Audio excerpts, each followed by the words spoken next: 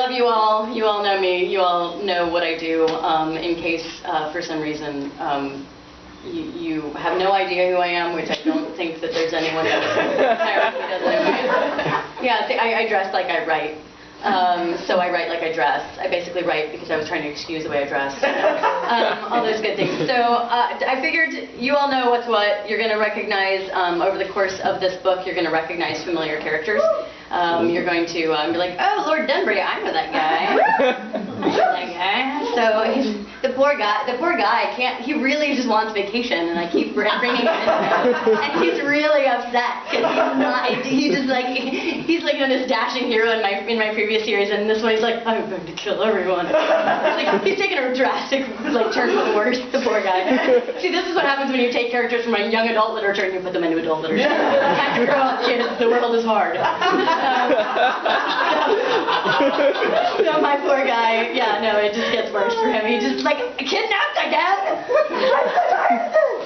So yeah, but in a British accent, and just imagine Ben Barnes doing that, just having a total, as Dorian Gray, and total mental breakdown. Yeah. So you'll see Lord Dunbury, Evelyn North Stewart, her newly remarried name. You will see her floating through these pages. Some ghosts floating through these pages, and a very familiar sub-character known as the Guard. Will float through these pages too, but I'm not going to read any of that because they've had their time and their due. This is not their book. They just get to come and play in it and stick their toes in the sandbox of the Eterna Files. But I'm going to introduce you to new characters. So I'm going to do a little bit of pond jumping.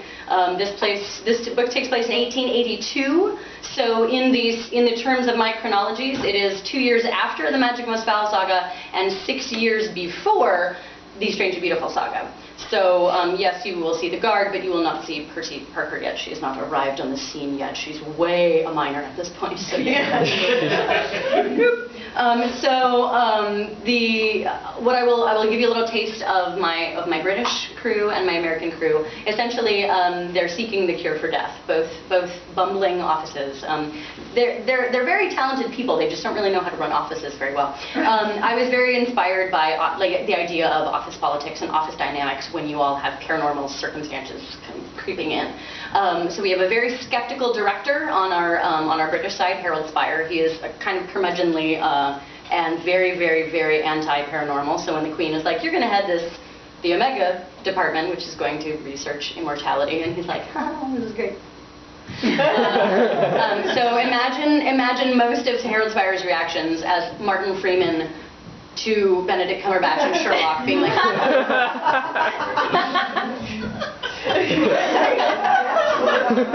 that's Harold Spire, ladies and gentlemen. Oh, it's cool. So yeah, so pretty much just picture Martin Freeman going, really? Throughout most of this book. Or David Tennant, because Melissa Singer, my editor, has also said, I kind of could see David Tennant. I'll take it. I'll take them both. Can I have them both? Can I switch off to one understudy?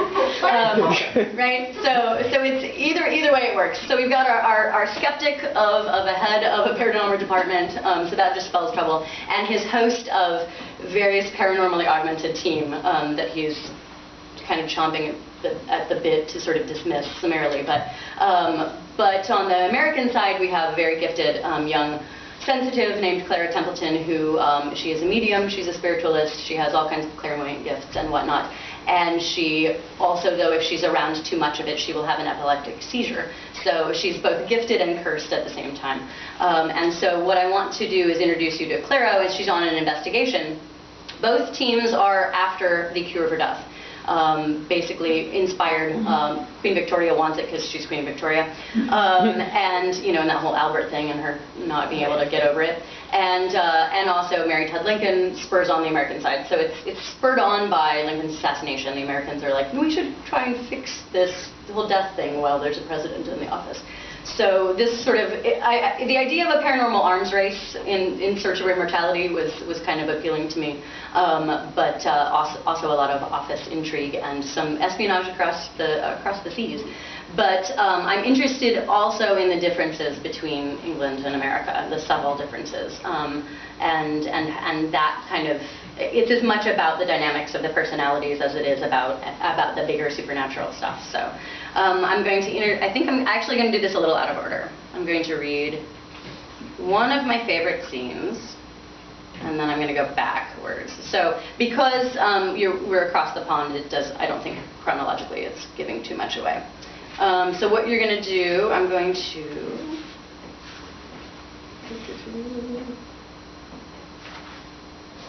So Clara is investigating the house of the house where she had noticed something, but didn't quite put two and two together. She's gone back to the house where all the Eterna researchers died. So it's a disaster site, basically a crime scene. She's returning to the crime scene to notice something else. And she knows going there that it's going to probably be dangerous for her due to her condition, due to the fact that if she's too overwhelmed by negative energies or of certain things, that she will have an epileptic seizure. So she's kind of on countdown in this scene. Clara stared at the building on the middle of West 10th Street. A home once, then a lab. Now, it looked sick. The shuttered windows seemed to seek, a dark substance oozing around their frames, discoloring the bricks, as if the eyes of the house swept dark coal down its face. The sight of the place made all the tiny hairs on Clara's body stand straight up. She would not have much time at all if this was how she felt outside. She catalogued her symptoms, what might come next, and considered a timeline. Considering the magnitude of the oppressive energy the building exuded, a sense that had only increased since the first visit, she gave herself 3 minutes. Not a lot of time to find whatever she had missed before. She descended the ground floor stairwell and turned the key in the lock. 3 minutes. Nearly immediately, the first symptom, the dim light of the entrance hall, shifted, and her vision swam, the corridor lengthening, then regaining perspective. The out-of-place thing was on the second floor. She tore up the stairs. Something about the carpet, the corner. She ran to the room's north wall and opened the shutters, despite the choking dust flying about. Streaming sunlight barely enticed color from the worn, sad, floral patterned carpets that covered nearly every inch of the wooden floor. If this had been Goldberg's house before the team moved in, why was it so terribly bare? Did he know he was going to die? Clara's breath was shorter than it should be, as if a hand was pressing directly on her lungs. 2 minutes. The flap of carpet she'd noticed on her first quick perusal was still upturned, something carved on the wooden board below. She knelt and found herself looking at a picture of an eye. She lifted the carpet and stifled a cry of shock. There was writing on every inch of the floor, screaming apocalyptic text. She lifted another carpet. More. The words were etched into wood and filled in with either a dark, coppery scented substance or thick black ooze, blood and tar. Countless quotes from the book of Revelation screamed up from the floor in shaking knife's hand, writ beside damning words from other faiths. Some words were written backward. There were phrases in Hebrew, in what looked like Arabic, and probably in other ancient tongues, even pictograms and iterations of blood and tar. What she understood damned the faithful of every past age, the present, and times to come, lifting up demons as the only sources of power worthy of worship. She felt a roaring in her ears, as if she could hear the coursing of her blood in her veins. 1 minute. She lifted the last carpets, confirming that the whole floor was covered with writings of end times. Dancing around the bits of text were hieroglyphs, runes, talismanic symbols, and numbers everywhere. In one drawing, a huge dragon tore at an eagle. In another, an inverted pentagram pierced the heart of a crudely depicted naked woman. This would be too much to take in, even for someone who had no psychic inclination whatsoever. For Clara, it was an assault almost beyond measure. She didn't need to scream. The room was screaming for her. With a sick lurch, she realized that what she was looking at was terribly similar to an old case of hers, and if that sort of dark, twisted, sick magic was somehow wrapped up in the Eterna Commission, God help them all. If immortality were to be gained on these counts, it would be lived out in a vicious hell. Whoever had converted this house into a literal book of death had invited the disaster across its threshold. 30 seconds. She backed away, nearly tripping on the folds of the carpet, her boot heel sticking in tar and dried blood. She did not think whose blood it was. 15 seconds. Her eyes began blinking rapidly as everything took on a hazy glow. She stumbled on the second-floor landing, and her feet nearly went out from under her, tearing at her petticoat hem. She almost threw herself down the stairs, focusing her strength in her arms, as those always failed her last, and half slid to the first floor, where she hurled herself at the front door. 1 second. Clinging to the doorknob, balancing her strength and attention on her hand, grasping the metal ball, she desperately heaved the heavy door open. Whether she hurtled forward or the house expelled her, Clara could not tell. She dragged her rebellious body up the stairs to the sidewalk, where she collapsed, half on the pavement, half on the steps. The slam of the door behind her was simultaneous with her desperate gasp for breath, knowing that if she lost herself now, she would convulse with no one to keep her from further injury. "Breathe. Breathe," she commanded. She did, gasping, wrenching breaths. She was trembling, but shaking was not convulsing, though it was close, far too close. "Miss, are you—" A passerby, an elderly woman with a parasol, was staring down at her. "Fine. I lost my balance for a moment. Please, leave me be. Don't ever come near this house." Her tone brooked no argument, and the frightened woman scurried away. Clara would do the same as soon as she could stand. She would run very far from this place indeed. So there's a little bit of that.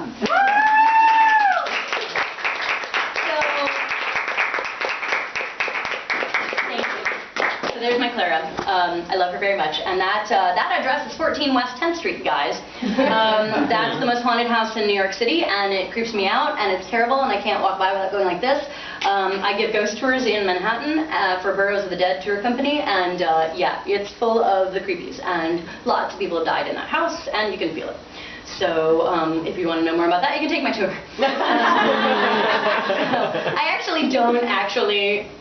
I don't think I actually put the address of the house on it, maybe once, but I'm sort of like, the ghosts are going to come to get me if they know I found them out. So yeah, so I'm terrified of that place. I wanted to read that because I recently did a blog post where Nick Kaufman, a writer who writes a bunch of horror and genre fiction, he does a blog called The Scariest Part, and in this it is, what was the scariest part of the book for you to write? And this scene was the scariest part for me to write, because the idea of losing control, like the idea of going into a situation where you know you have a condition and you're going to test yourself against that condition to find out the information, knowing it's a really bad idea, but having to do it because it's sort of your job. That idea of losing control physically is my worst nightmare. So writing that was like, but that's what makes for good fiction, putting yourself into that mindset. So I figured I would cross the pond and introduce you. I'm reading it because you are all of my friends. I didn't figure you would mind if I read you my favorite parts of the book. So that's one of them. The other one is my very steeled, dogged, intelligent, stalwart Harold Spire going to see Dad. It's a moment. And also you will see within all of this particular scene that I have a very healthy sense of humor about yours truly.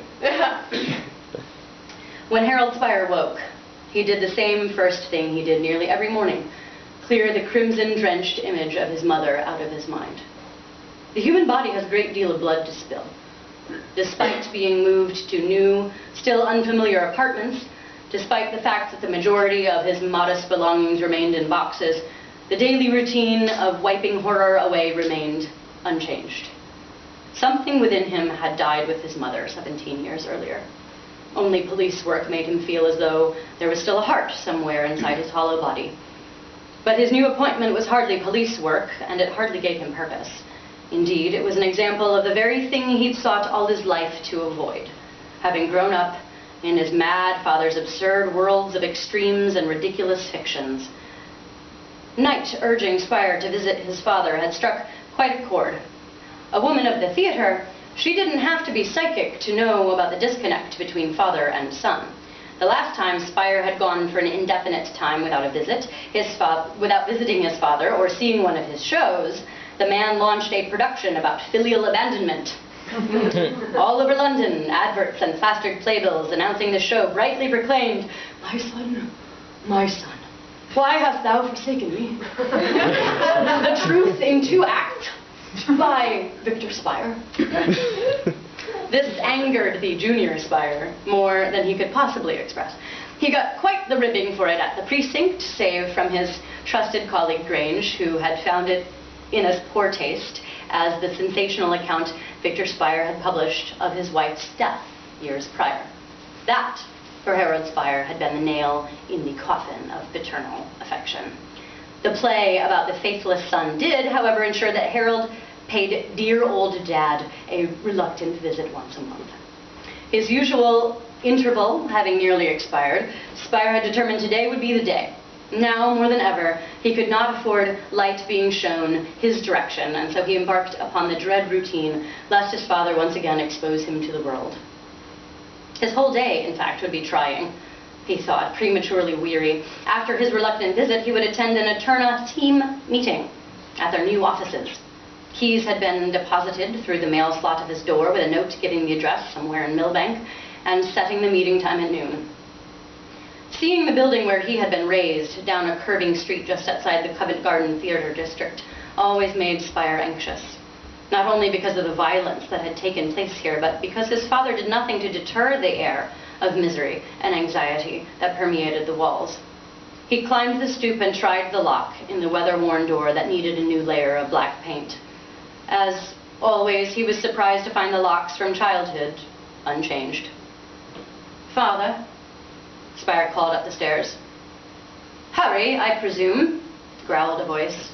"Unless you have another son." "Oh, I have a son, do I?" Spire sighed, and so it begins. Harold Spire ascended the wooden stairs, noting dusty railings, moldering carpet, and wood that groaned beneath his boots. The house's front windows were sooty, and there was no lamp or lantern to light his way, everything inside as gray as a London alley. Victor Spire could not keep a housekeeper. Spire didn't know if his father's trouble with staff was due to the widespread knowledge that there had been a death in the building, histrionic folk claiming to see the specter of Mrs. Spire, or to his father's odd temperament. The lack of a housekeeper was probably for the best, as Victor didn't have enough funds to employ one anyway. 2 flights up, Spire stepped onto the landing. He heard other footsteps now and studied the half-open wooden pocket doors before him, whose intricate carvings bore the same level of dust as the balustrade. A sweeping flash of red within made Spire squint. Victor Spire had bought the townhouse after the financial, though not critical, success of his first novel in its popular stage adaptation. The home had Gothic tracery and detailing, arched windows with stained glass in deep reds and blues, and was the closest Victor could come to the castle he'd written about in his homage to Horace Walpole, his idol. The northernmost castle had been filled with every titillating thing usually encountered in a Gothic yarn, but with an absurdly high body count. Spire had started reading it before his mother was killed, after he blamed the novel for the heinous act and moved out of his father's house as soon as he joined the police. Police work to Harold Spire was the antithesis of his father's fantasies. Victor Spire made up ridiculous ways of hurting people and getting on in the world. Harold Spire fought against troubled fools who made such fictions reality. Spire slid open the doors and entered an empty space with lancet windows of deep-colored stained glass like those described in Edgar Allan Poe's Masque of the Red Death. Shafts of color speared into the room, but the result was more muddy mess than cathedral of light. The threadbare carpet that Victor had paced holes in had once been a beautiful Persian rug in an intricate black and white floral pattern. There was little furniture in the room apart from a chair, a writing desk, and a tea tray, yet it was still too much. An over-the-top clash of color and pattern of hard edges and blurred lines. At the sound of the doors, Victor Spire had paused in mid-step, his back to his son. He wore a long red satin robe, something Asian-looking, his white hair wild. Unless he had shaved it since Harold's previous visit, his aging father sported a lengthening white goatee. To his relief, Harold Spire had more of his mother's features, a refined, genteel look, homely and stoic, as opposed to his father's hard angles and drooping mouth. It seemed as if the years were turning the elder Spire's face into the tragedy half of the paired masks that had come to symbolize the dramatic profession. "Harry," Victor Spire growled. "Father?" Spire replied shortly. He hated being called Harry. "The place is looking worn," he continued, standing beside a shaft of yellow light from a bit of jaundiced stained glass. "What happened to that nice boxkeeper from the Lyceum? One of those long-suffering friends who make up your theatrical circle. Didn't she used to come around and straighten things up?" "Left for Paris," Victor said, waving a languid, wrinkled hand as he continued walking. His hair took on different colors as he passed in and out of the colored beams of light that penetrated the room. Why do all the good souls of the earth go to France? Spire gritted his teeth and ignored his father's inadvertent jab. Victor Spire likely didn't remember that the woman Spire had nearly proposed to had been a French spy. The man didn't take the trouble to know or ask much about his son's life. Haven't the foggiest, Spire said, trying to sound dismissive. I've come to tell you I'm living in Westminster now, Rochester Street. I have a new apartment. I have a new appointment. I can't say anything about it. The department is classified. So if you come looking for me at the Metropolitan, you won't find me. If you need anything, send word to this address. He placed a card on his father's writing table, adding bitterly, I can't have you writing another play about a vanished son. His father made a nondescript sound. Spire wasn't sure it was a response to what he'd said, but considering there was no calculating look in his father's eyes, he felt confident that the man hadn't had anything to do with the Omega appointment. Fate was instead playing a particularly cruel joke. If there was a God, surely this was evidence of his great love of irony. Father, would you stop pacing a moment? No, Victor said, horrified. Pacing keeps me sane. Spire chortled. I think that's relative. He found his father's unfailing habit of relentlessly pacing the floorboards day in and day out, childish and self-indulgent. His father whirled to face him, red robes jerking to a halt. Smug. You know, that's what you've become. Smug. I hate smug. Harold stared at his father, wondering when he'd last felt genuine affection for the man. Smug keeps me sane. Spire replied after a tense moment. A reluctant smile tugged at the corner of Victor's pursed mouth. Congratulations on your appointment, son, the older man said with sudden brightness. Will you come see my new play? It opens next month. The consequences, if he refused to attend, would be as melodramatic and absurd, but far more long-lasting and public than suffering through the play itself. Yes? His father beamed for the first time, showing a flicker of true warmth. Good then. He rummaged among the papers strewn on his desk, selected a sheet and thrust it at his son. Spire kept his face neutral as he read it. A theater bill, printed in bright red. At the Lyceum for one night only. A seventh wonder of the dramatic world by Victor Spire, inimitable author of The Northernmost Castle, presenting a story of passion and poison, of revenge, ruination, and large reptiles. The deadly damsel in distress, one imperiled but conniving woman, 3 men who will survive. Lovely, Spire choked out, quietly and with great effort. Perhaps he could convince Lord Black to send his father a note expressing his regrets that Harold was kept at work. Victor Spire couldn't afford not to be nice to an aristocrat. I'll be sure to get you the best seat, his father cooed. Or seats, perhaps? Do you have a special lady friend you'd like to invite? I dare say the show's rather titillating. No. Pity, Victor replied, his angular face contorting into an unattractive pout. Now, is that all? As you can see, I'm quite busy. Spire stared at him blankly. Victor tapped his head. Busy. He resumed pacing, apparently immediately dismissing Harold from his mind.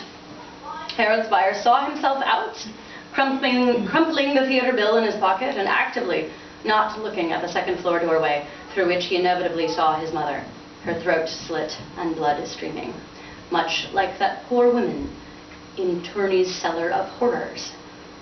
He yearned to set to work on Miss Everhart's list of leads, to check in with his fellows on the force, learn of any new developments in the case, and be bolstered by his men's more sensible natures and pleasant camaraderie. Clenching his fists, he instead made his way toward Omega's offices. He wanted to be there before anyone else, to look around the space prior to the arrival of his ragtag team.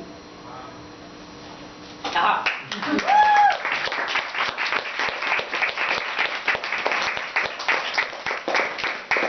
What time are we at? Plenty of time. Okay, so I actually probably should go back and read the prologue. So you know what the hell's going on at all. Yeah. I really liked the, okay, well, come on. There's only so many times that a girl gets to play Mary Todd Lincoln, so I'm going to. Yeah. So here we go. The White House, April 16th, 1865. The sanity of a bloodied nation hung by a precarious thread. Hundreds of thousands of bodies rotted in mass graves. Mountains of arms and legs lay just beneath the earth in countless pits of appendages. Thousands of young men had been torn into wingless birds, stunned, harrowed, and half-whole. No one had gone untouched by the war. Everyone was haunted. A gunshot in a theater tipped the straining scales, and the nation's battered, broken heart faltered and stopped. This was the world in which 12-year-old Clara Templeton grieved. She wept for her land with the kind of passion only a young, gifted sensitive could offer.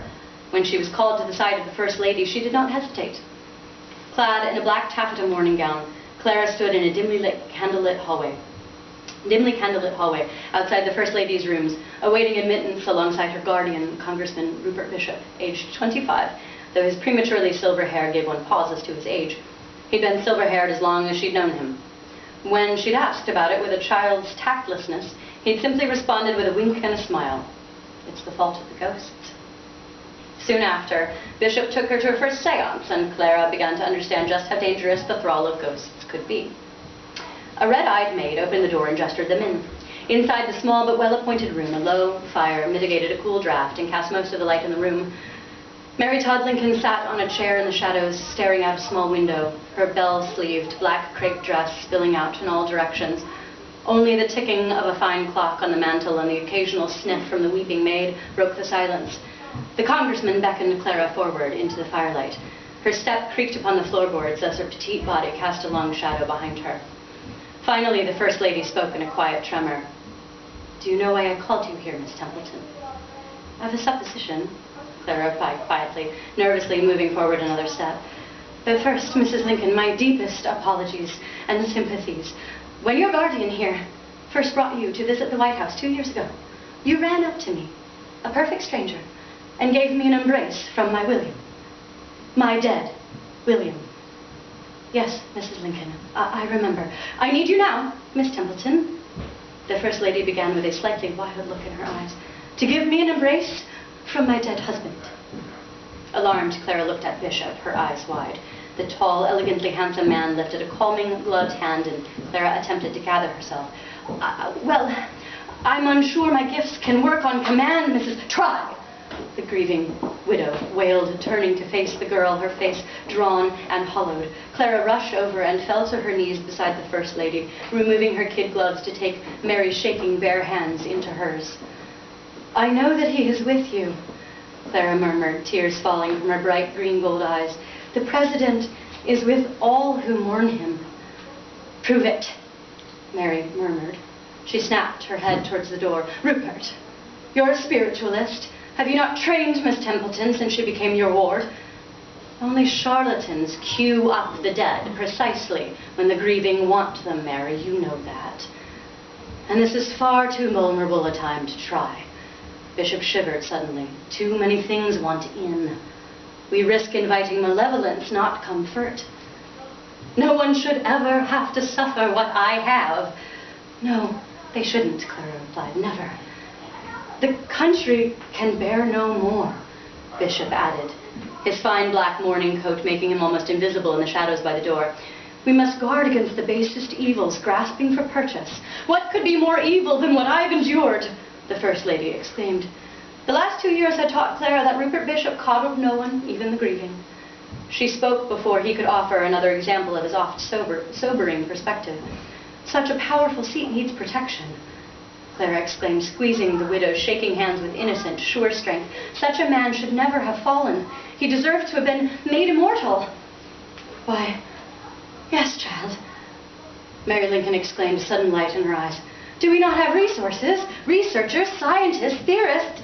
Should we not have granted a man like the President eternal protection while he bore the nation on his shoulders? My dear Congressman Bishop." The small woman rose to her feet and began to pace the room, skirts swishing and sweeping with renewed determination. "I charge you, if you'll not bring back my husband to me in spirit or form, then you must do this. Take Clara's idea. For this blood-dry country, for the seat cloaked in immense power, do this, Congressman, so that no other wife in this dreadful house might go through such agony again." "Do what, Mary?" Bishop pressed. She stared at him with steely ferocity. Find a cure for death. What else?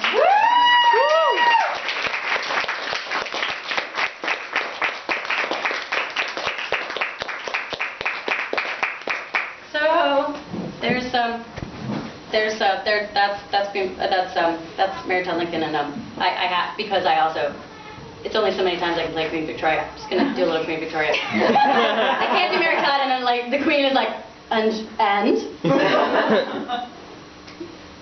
So, poor Harold Spire has been taken out of an investigation mid-crime scene to go to the palace that he literally threw himself out of a carriage to avoid, to go to the crime scene to arrest a villain, and was now then dragged back to Buckingham for this appointment. He's been vetted by an aura reader. He was real glad about that, Lord Denbury, and now he's attempting to deal. Your Highness, Spire said, paying due deference to Her Majesty Queen Victoria, who stood facing away from him, hand upon the crest of a large armchair, turned towards a tall window with lace curtains partly drawn. Spire stepped forward, noticing that the marble-topped writing desk beside the Queen was covered with maps of New York City and schematics for an ocean liner. A telegraph machine sat silent on the desktop, gleaming in the sunlight. Mr. Spire, she began without turning to look at him, speaking in a grand way that left no room for interruption. I've called you here to give you an appointment. You rose quickly through the ranks of the Metropolitan Police. I've been assured you are fair and just, keen to recognize patterns and aberrations that catch criminals, swift and smooth with your decisions, but perhaps too quick to spy. Spire felt heat rise in his face. He glanced into the golden-framed mirror on the wall next to him and saw his fair skin had colored all the way up to the roots of his light brown hair. I was afraid that's what this was about. Please, Your Highness, I've personally apologized to the Prime Minister and to Miss Everhart. A cloaked female utilizing secret passages within a subsection of Parliament does seem suspicious, surely. He hoped he didn't sound whiny. As you know, that was to hide the fact that the PM had employed a lady as his chief bookkeeper. Imagine the outcry. But this isn't about the Prime Minister or his employees. You come highly recommended by Lord Black. She turned around at last. Her eyes were shrouded by dark lenses connected by a curving filigree bridge. He must have looked quizzical because she paused and said, lenses cut from a scrying glass, in hopes I'll see the dead. When Spire simply nodded, the Queen cocked her head. Not him necessarily. I know what you're thinking. That the Queen, still dressed in mourning for her husband, Prince Albert, many years deceased, and entertained all sorts of ideas of how to contact him, not to mention sleeping beside a picture of him and placing out his fresh clothes each day, had become a quiet joke in the realm. What am I thinking, Your Majesty? Spire asked innocently. Oh, come now. It's as if all of you think I go about dragging his coffin behind me everywhere I go. I thought I saw parallel scratches on a wooden floor. Spire gestured down the hall. That explains it. He smiled. The Queen tried to scowl, but instead coughed a laugh. She removed her glasses, piercing him with a stare. The short, plum-cheeked woman was downright disconcerting when she deployed her steely gaze. She was Empress, after all. What is wrong with you, Mr. Spire? You look dreadful and you need a better tailor. I came direct from a crime scene, Your Majesty.